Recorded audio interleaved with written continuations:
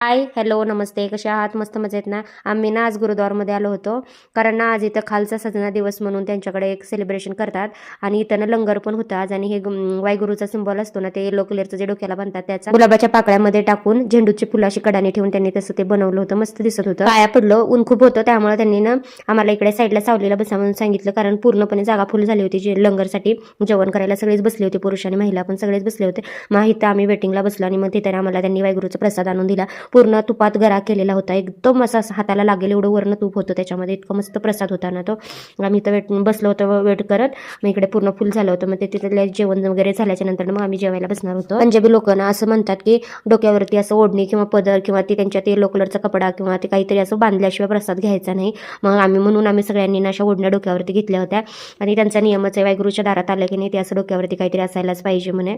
मग ते आम्ही सगळ्यांनी घेतलेले. तर बसलो होतो वेटिंगला. इकडे ना पूर्णपणे ना बघा सगळेजण काम करतात. असं एक पण उभं राहत नव्हतं. वाढण्यासाठी म्हणा, ज्याचं जेवण झालं त्याची पंतरवाळी उचलण्यासाठी सगळे काही कामं पटापट करत होते. जागा खाली झाल्यावर आम्ही जेवायला आलो. हे बघा यांचं ना लंगर होतं.